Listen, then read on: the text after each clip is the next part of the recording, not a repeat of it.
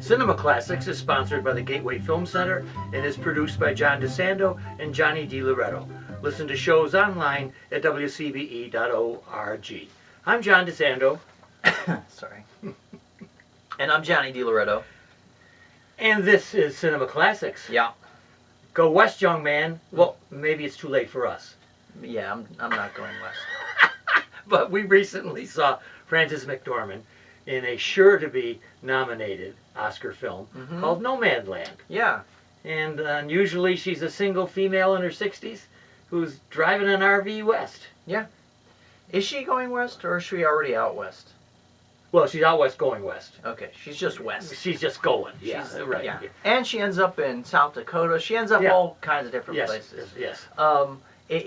There is an attraction historically in American film to the road. Boy. You know, and I know this is not necessarily a road movie, and we're not talking about road movies, which I think implies some sort of companionship and some sort of growth. Yeah. We're talking specifically about a movement, right?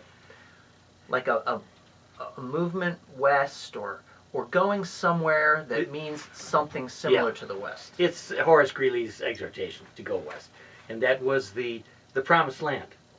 Yeah. We've had in our civilization for so long, the desire to move away and go, and west has simply been. What was the promise? Huh? What was that promise? What was out there?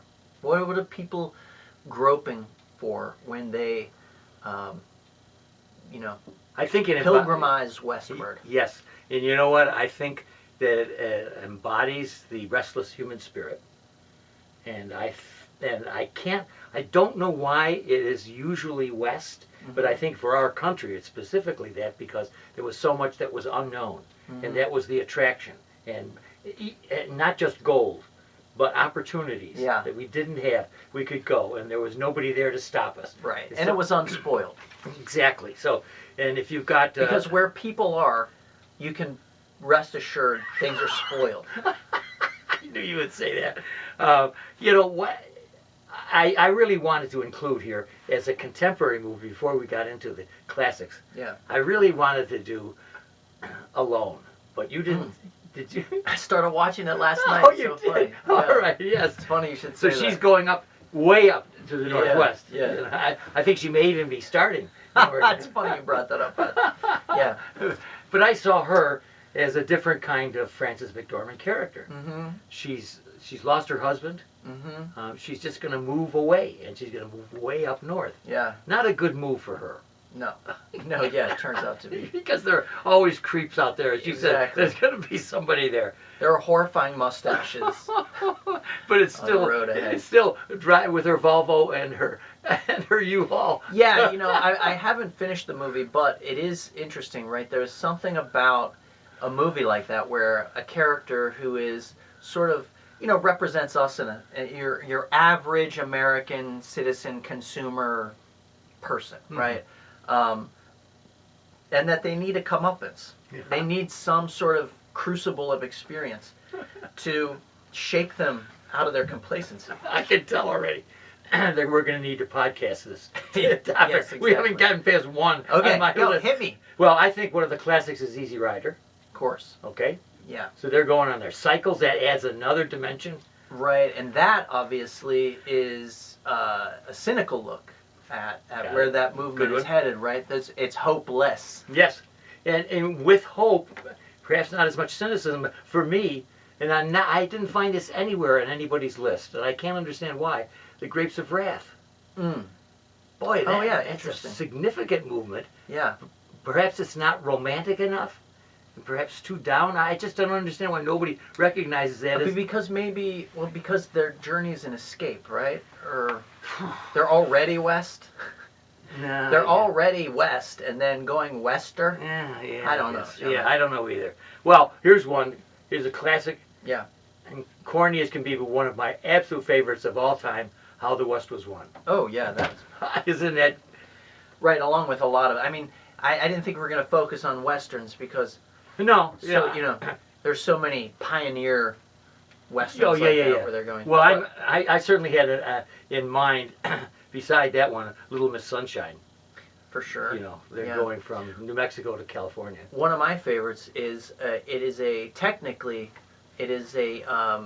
east to west, back west movie, which is Midnight Run. I knew you would. I got it here.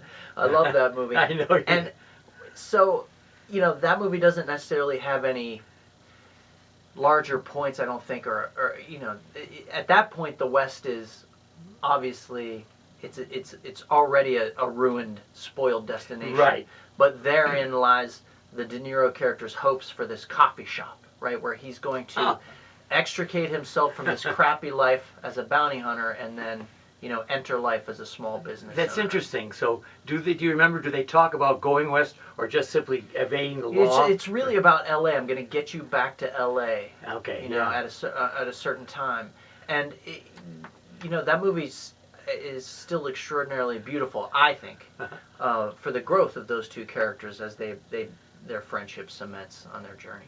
Well, I think one that we probably can end on. That I love every time I even give the title, and this is Thelma and Louise. Oh, yeah! Wow. Mm-hmm. I mean, there's so many themes involved in that.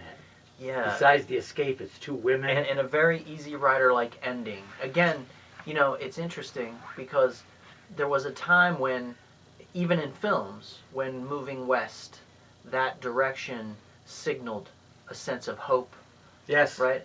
And there is a turning point, probably post Easy Rider, wherein the movement west is marked by hopelessness. Yes. Or the end of something. And I'm alternately exalted, and I'm alternately exalted by the ending, and I'm miffed by it, because there is no ending. Yeah. There is an ending for them, but they're suspended. Yeah. And I just thought that was a way of avoiding a more complex. That's interesting. I know a lot of people have a problem with that ending. I see it almost as an echo of the ending of Butch Cassidy and the Sundance Yeah, Kid. of course. There's only one way it can end, right? No. But cinematically, you don't want to see that ending.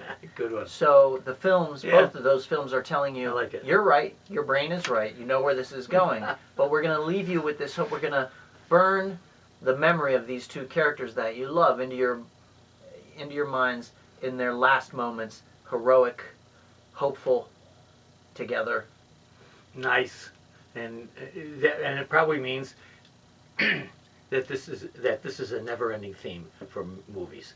Yeah. Going west, just going, just getting the heck out of town.